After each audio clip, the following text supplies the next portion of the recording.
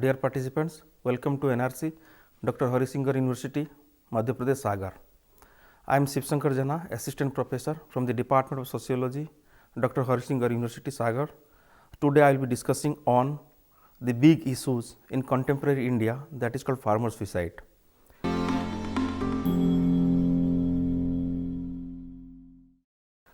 And that debate is a very relates with Indian policy makings, with a certain kind of social actions perspectives from a structural crisis of Indian agrarian social systems.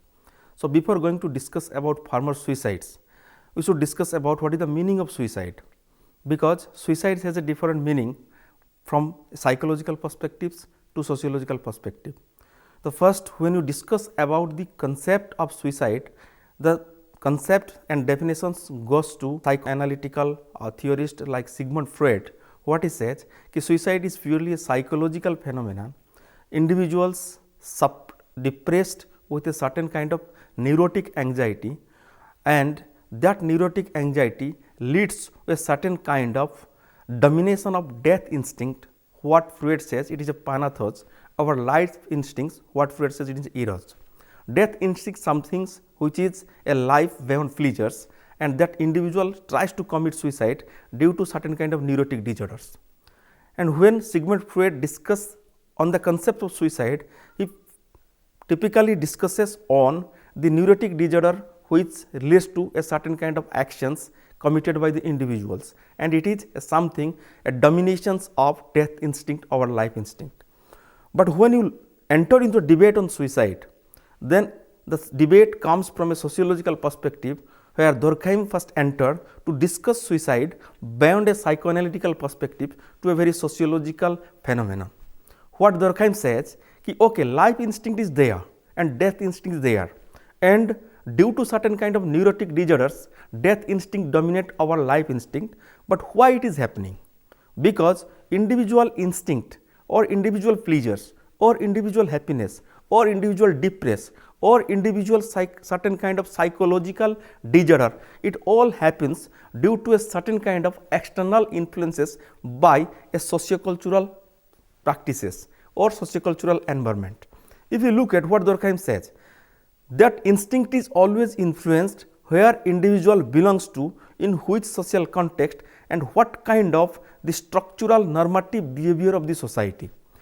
On that basis, Durkheim says Sigmund Freud's analysis of suicide is not a certain kind of absolute theory of suicides, because Sigmund Freud left the sociological perspectives where individual actually engage within a sociocultural environment and does his or her actions.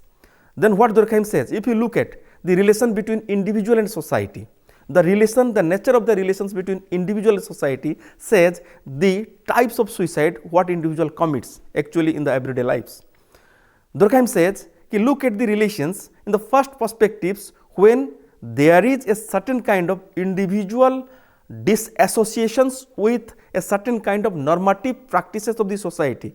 That means individual does not have a full socializations with a certain kind of sociocultural values of a societies, then individual feels disadjustment with that kind of normative behavior of the society, and individual says it is certain kind of strong social fact that does not permits a certain kind of his or her adjustment with the society, and that is why he or she feels depressed, leads to a certain kind of dominations over death instinct over life instinct.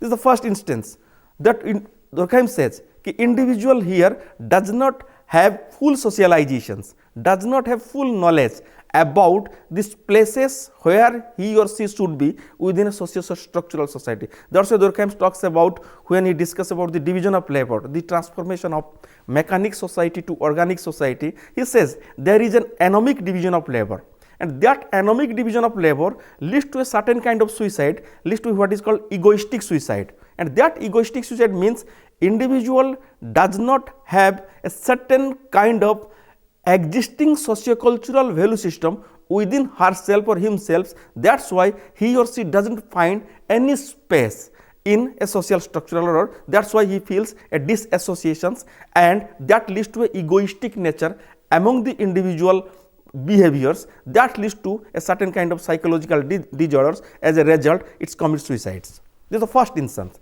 Now second instance, what Durkheim says, look at another kind of suicide is there where individual have a certain value orientations, where individual have emotional attachment with a certain kind of societies. That emotional attachment leads to a commit suicide for the societies. That means what Durkheim says, here individuals have more moral values, the more socio-cultural values within the individual behaviors, where he or she feels deep attachment with a certain societies or societal practices.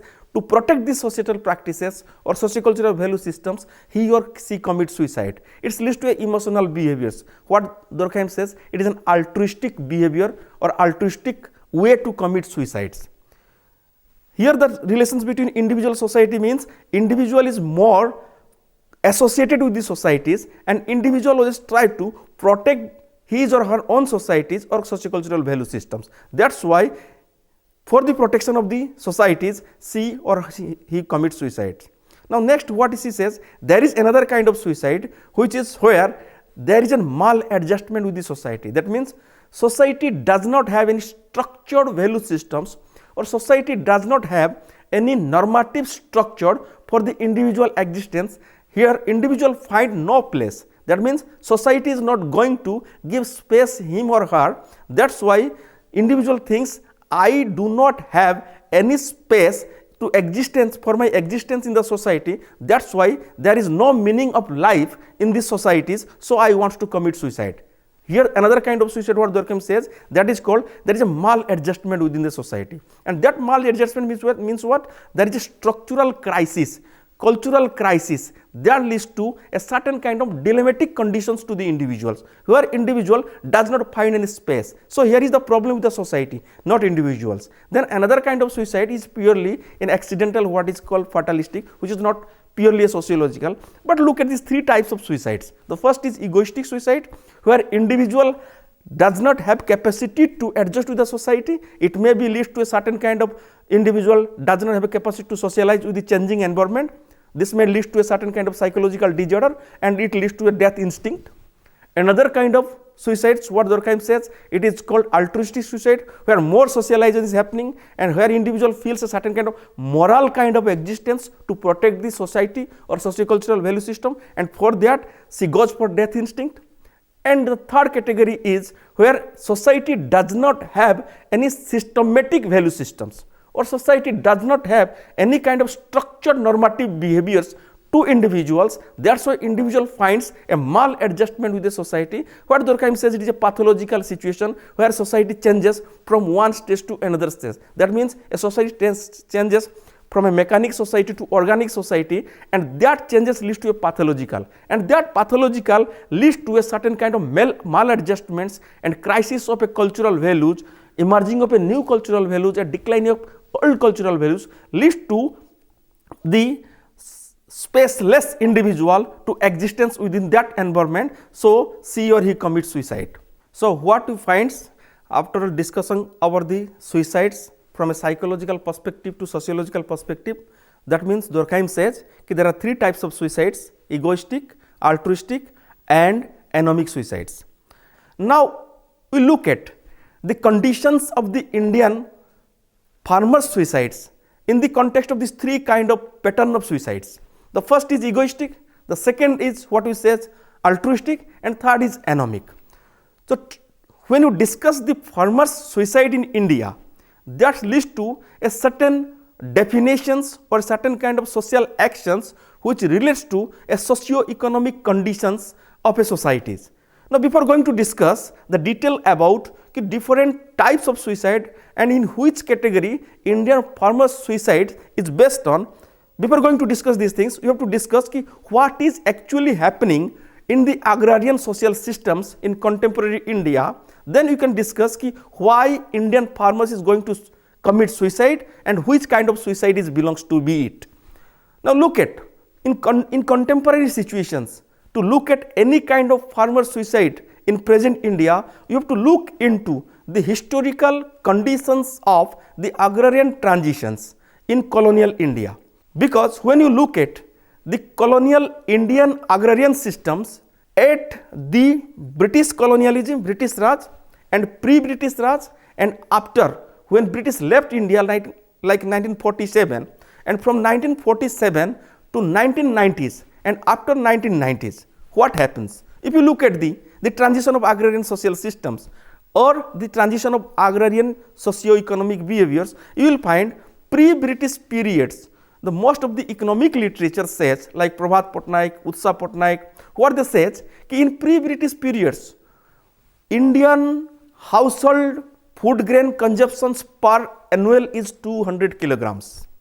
That was the situation of India in pre-British periods. Now look at when British left India.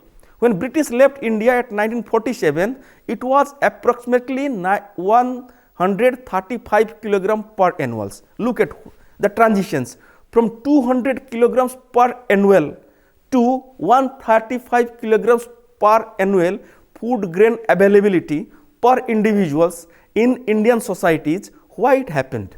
Why there is a declining of the food grain availabilities? Because if you look at the British interventions to change the agrarian social order, that means the transitions from a food crops to cash crops, like production of the raw materials for the industrial sectors in England. That transitions from food grains to a certain kind of cash crop productions leads to the unavailability of the food grains for the Indian per capita consumptions. That is the one factors. Now look at the another factors. The another factors is the imposition of the tax. If you look at the imposition of the tax and the introduction of the permanent settlement, the feudalism, or you can say the zamindari systems, there you will find there is a double tax process. Look at the double tax process. The one tax the British are imposed, that every landlord have to collect that much of tax. Say for example, you have to collect 6% of tax in per year. Then what the landlord did? They actually went for collecting 10% taxes, because the 6 goes to Britishers, 4 they are taking, because they have to maintain their status, they have to maintain their landlord systems, and they have to maintain an harmonious relations between the British governments and landlord systems. So there is a double tax impositions. That double tax imposition leads to the rapid poverty and hunger in Indian agrarian social system. There are another kind of things. Now third category is look at the double exploitations by the British colonialisms. The first is in the process of purchasing raw materials at a low prices from Indian farmers and selling the final product from the industrial sector from England to India and selling at a high rate. So there is a double profits for the Britishers. So these three main important factors, the transition from food crops to cash crop, raw material productions, the double tax imposed by the Britishers and the Indian feudals, landlords, and third is there is a double profit exploitation by the colonial mode of production. These three leads to the great famine in India. There is a debate among the economists why the great famine in colonial India happened, because due to the reordering of Indian agrarian social systems and restructuring the Indian agrarian social system from a certain kind of traditional collective agricultural practices to a certain kind of British colonial mode of agricultural practices. That's why India declined to 130 kg per annual food grain availabilities. Now what happened after 1947s? After 1947s, Indian policy approaches, if you look at, there is a debate from 1947 to 1990s. The debate was, economics says that Indian GDP growth was like Hindu rate of growth. It is something stagnant from 2.5 to 3 GDP, 3% GDP. This is stagnant. With this stagnant GDP, India was not growing, economic was not growing, and it was due to the popular policies by the various Indian governments. That's our GDP was stagnant, and due to this a mixed economic system, that is a license Raj policies, that's why our economic didn't grow. So most of the economists criticized the policies from Nehruvians to 1990s, and that we went for a liberalization policies.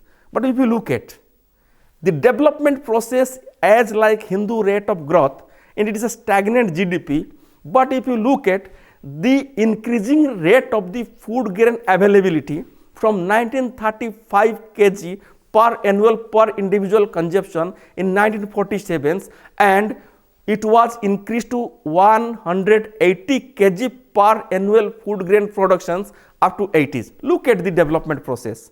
That means we increase in food grain productions, and that increases satisfactory increasing rates, and that happened to a productions which actually needs a certain kind of economic sustainabilities in Indian rural households. That span of policies process from 47s to 1990s, that was a growing rate of food grain per annual consumptions.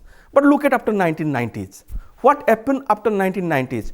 We went a policies, economic policies, which is called liberalizations. That means we closed down our licenses policies, we closed down our industrial policies, and we started for an economic systems where there is a liberal. That means we opened our door for the capital investment from the foreign sectors, and that is called the investment from the foreign sectors. That is called directive investment policies, which is free flow of capitals across the borders.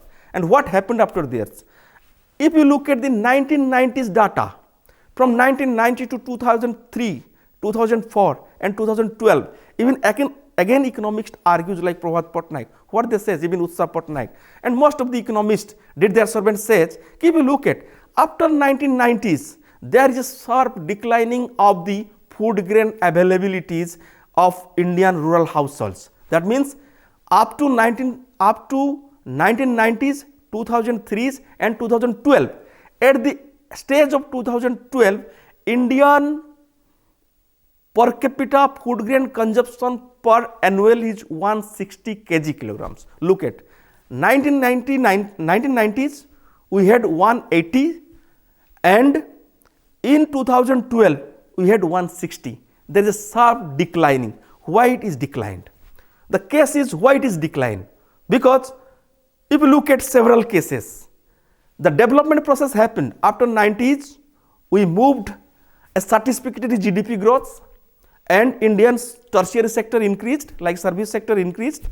We went for a information technology, we went for a world market systems, economic systems, but the most important is food insecurity increased. Why it has happened? The declining rate of food grains and agrarian distress, because the first is food grain availability and purchasing power parity. If you look at 1990s, most of the debate comes and says after 1990s, purchasing power parity increases among the Indian populations. That's why our consumption rate increases. And if you look at the divergence of food grains to a certain kind of other consumptions, like another meat consumptions or certain kind of global food consumptions. But there is a debate is if there is a transitions from food grains to other kind of food consumption process, but there is an indirect process also. That means for the meat you need a certain kind of food grains, for the other kind of preparations of the food you need another kind of food grains, but that food grains also declining. Now what is happening? Because even though purchasing power parity increases, but there is a high inequality among the rural societies. Look at the big inequality happened after 90s. There is a big gap of equality and inequality between small and marginal farmers and the big farmers in India. After 90s, the planning ideology has been changed. We went for a privatizations, and there is a less investment in the irrigation sector. There is a less investment in the agrarian infrastructure sectors, and when there is a less investment, and there is a less investment also in welfare sectors like rural welfare policies, and that leads to a certain kind of depeasantization in Indian society, where the small and marginal farmers, they didn't find any place for the cultivations. Why they are not finding? Because the first is, look at, one of the most important thing is the food sovereignty, the discourse on food sovereignty and food insecurity. If you look at the traditional farming systems, there was a food sovereignty. That means individual or the farmers had their direct control over their farming attitudes. They had a certain kind of local indigenous knowledge to way of cultivating their land. They went for their mixed cropping systems, and that mixed cropping systems or environmentally friendly cropping systems, that leads to a food sovereignty where there is a household food grains or availabilities. But due to the green revolutions and due to the liberalization policy, there is a monocropping happened in Indian society. That monocropping means what? The market directly captured the agricultural land, and that market captured agricultural land leads to a certain kind of transformation of agrarian farming systems from a food grains to highly commercialized farming, like cotton farmings, like another soybean farmings. And what happened to these things? That leads to a certain kind of competitions and incompetitive environment among the small and marginal farmers with the big farmers, because if you are competing within a market, you need a certain kind of purchasing power parity for agricultural inputs like technologies, like fertilizers, like everything, because when you are going for a monocropping or commercializations of the farmings, you need all things on the markets. Now what happened? That means if you look at the big farmers, they have the capitals, they have a certain kind of purchasing power parity to purchase the agricultural inputs for the productions. Now look at the growing inequality on the basis of purchasing power of the purchasing of inputs like agricultural inputs, like the big inequality between big farmers and the small and marginal farmers, and that leads to a certain kind of the small and marginal farmers have to depend on the other kind of economic sources, like they have to depend on a certain kind of bank loans, or they have to depend on the rural mahajans or sahukars. Now what happened? The bank loan is not possible for them because they have to go for a very complex task to collect the loan from the banks. So easily they goes to village money lenders and they charge more than 10%. Most of the literature says they charge more than 10% interest. Now what happened? They are taking loan from a sahukars or mahajans or any kind of other social relation sources, but they are charging 10% interest rate, and when the productions goes on and when the final production comes to the markets, there are big inequalities because their price and their cost of productions is high. The cost of production is high, goes to high because 10% interest rate, and the price is low, and the minimum supporting price of the government of India is not also maximum profitable for them. Now what happened to them? There is a big crisis, big depress among the small and marginal household, rural households. That leads to a certain kind of psychological depressions, because the first is they are suffering from food insecurities because there is a low availability of the food grains. They are also suffering from a certain kind of debt, and that debt leads to the agriculture is not going to give them profit.